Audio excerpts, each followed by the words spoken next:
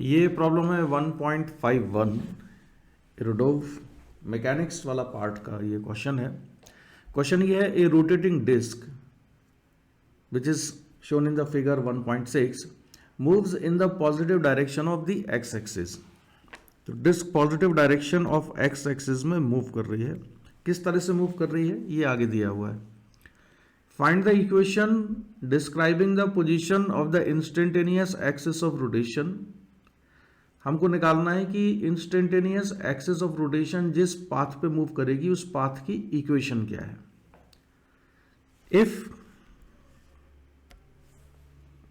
if at the initial moment of the axis C of the disk was located at the point O after which it moved, यानी कि initially इसका जो centre है point ऊपर था और फिर इसने मूव करना शुरू किया, तो किसी इंस्टेंट पर जो कि डायग्राम में शोन है इसका सेंटर कितना मूव कर चुका है, आगे कुछ आगे बढ़ चुका है centre C, and disc is rotating in anti clockwise sense.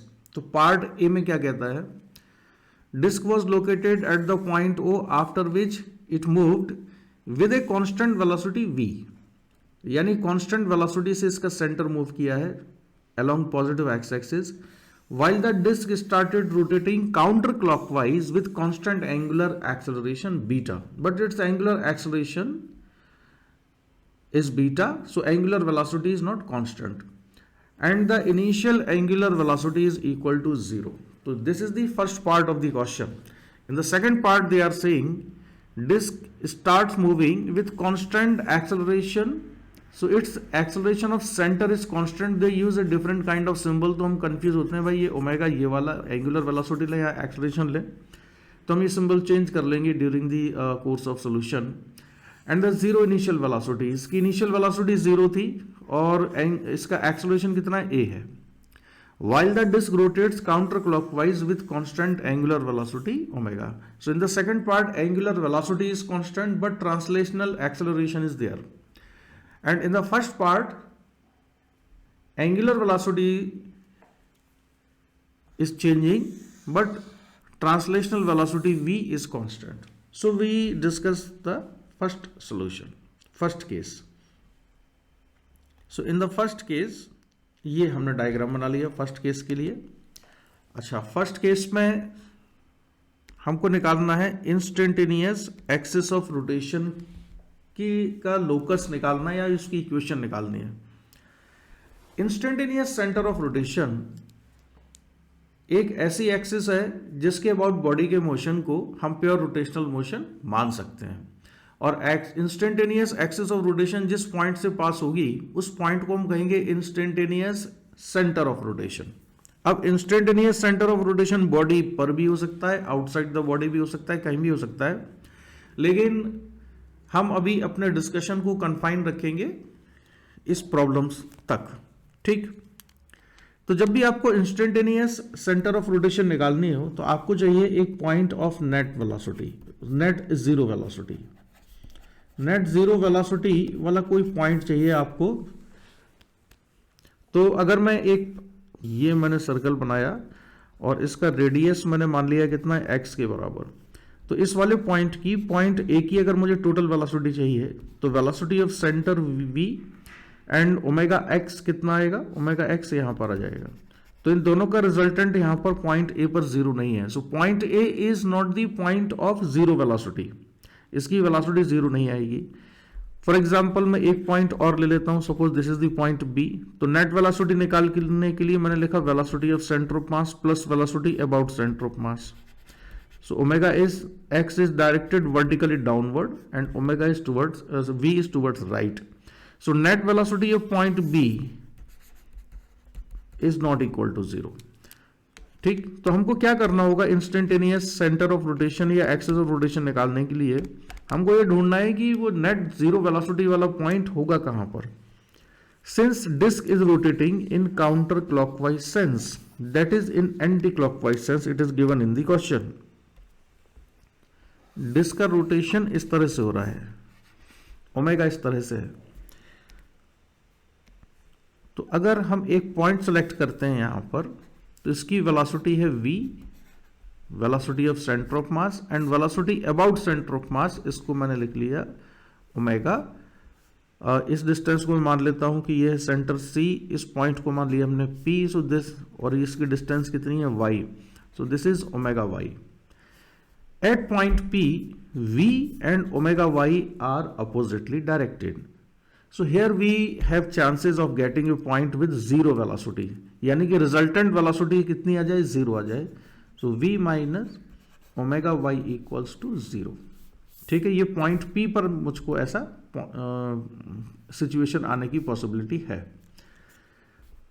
तो जो लोकेशन है पॉइंट की वो होगी y is equal to V upon omega. तो आपको याद ये रखना है कि कभी भी आपको अगर लोकेशन पता करनी हो इंस्टेंटेनियस एक्सिस ऑफ रोटेशन की, तो आप निकालिए रेशियो v बाई ओमेगा। ठीक है, v बाई ओमेगा से आपको डिस्टेंस पता चल जाएगी कितनी डिस्टेंस पर एक्सिस ऑफ रोटेशन आने वाली है। अब इस क्वेश्चन में omega is not constant in the part 1, it is rotating with angular acceleration beta, disc is rotating with angular acceleration beta. तो मैं इक्वेशन यूज करता हूं omega is equal to omega naught plus alpha T. So as a function of time angular velocity हम calculate कर सकते हैं। So omega equals to omega naught is zero, angular acceleration is beta, so omega is beta T. So now I substitute value of omega and we get y is equal to v upon beta t. Suppose this is equation number 1, but we need to find equation of the instantaneous equation of trajectory of center of rotation or axis of rotation, because disk itself is moving, that is its center is translating, so position of instantaneous axis of rotation is also changing. Initially कहां पर situated थी ये, initially centre situated था origin पर, ये question में given है। तो इसकी पोजीशन टाइम t पर कहां होगी ये निकालना बहुत ही आसान है।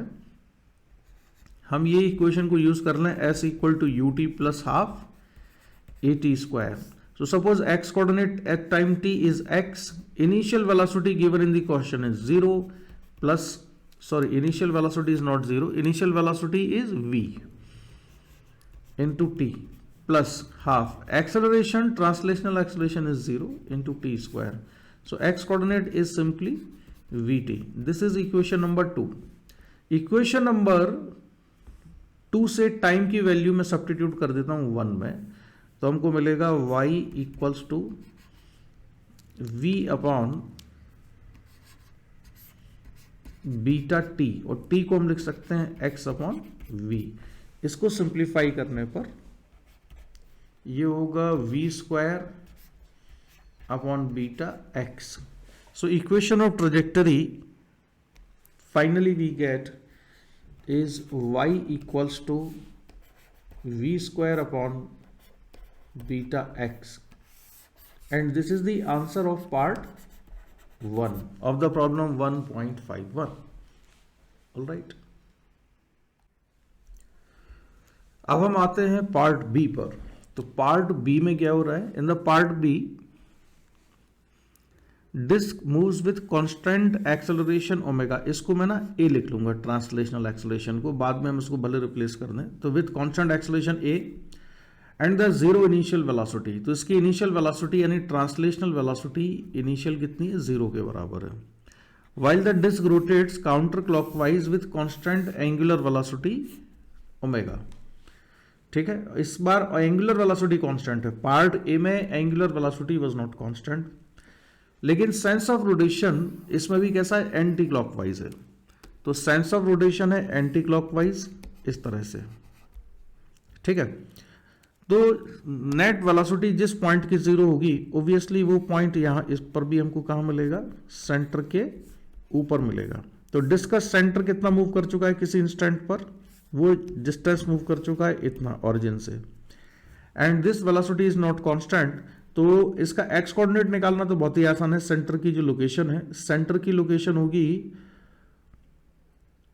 s equal to u t plus half a t square. अगर हम ये लगा लें तो एक्स कोऑर्डिनेट आएगा इसका x is equal to, and initial velocity is zero plus half, इसमें ओमेगा टाइप का सिंबल यूज किया, उसको मैं ए ले रहा हूं, translational acceleration a into t square. This is equation number 1। And y coordinate चाहिए मुझे एक्सिस ऑफ रोटेशन का, तो मान लेता हूं ये y डिस्टेंस है, एक्सिस ऑफ रोटेशन इस जिस पॉइंट से पास हो रही है वो पॉइंट ये वाला है, इस पॉइंट को मैंने मान लिया p है। तो टोटल वेलोसिटी निकालने के लिए हमने जो लॉजिक लगाया वो ये है कि total velocity is velocity of centre of मास, या वेलोसिटी ऑफ सेंटर कह सकते हो, vc, and this is the angular velocity omega. So velocity about centre of mass is omega y। So vc directed towards right and omega y is directed towards left. So there is a possibility of having a point which has zero net zero velocity. तो vc equal to omega y हम यहाँ पर लिख लेते हैं। और जैसा कि मैंने फर्स्ट पार्ट में बताया यह भी है कि आपको y कैलकुलेट करने के लिए ओमेगा v अपॉन ओमेगा निकालना चाहिए। तो omega y equals to vc, या y इक्वल टू कितना होगा, vc अपॉन ओमेगा, यानी वेलोसिटी ऑफ सेंटर। अब सेंटर की वेलोसिटी के बारे में क्या कहा गया है क्वेश्चन में, अब ये कांस्टेंट नहीं है, तो सेंटर की जो वेलोसिटी है ये चेंज हो रही है। तो यहाँ पर हम लिख लेते हैं v is equal to u plus a t. तो vc and initial velocity given in the question is 0 and translational acceleration is a into t. So y is equal to we get a t upon omega, ये है y coordinate. Time की value यहां से मैं निकाल देता हूं, t equal to omega y upon a. This is equation number 2। तो इक्वेशन नंबर 2 से हम वैल्यू सब्स्टिट्यूट कर देते हैं इक्वेशन नंबर 1 में, and we get x equals to half a t square, so half a and t square that is omega square y square upon a square, and x equals to omega square upon 2a into y square. So this is the equation of trajectory of the instantaneous center of rotation or instantaneous axis of rotation, and this is the equation of parabola, and this is the answer of part B. इसमें अगर कोई confusion है तो आप मुझे comment में लिख सकते हैं, मैसेज कर सकते हैं।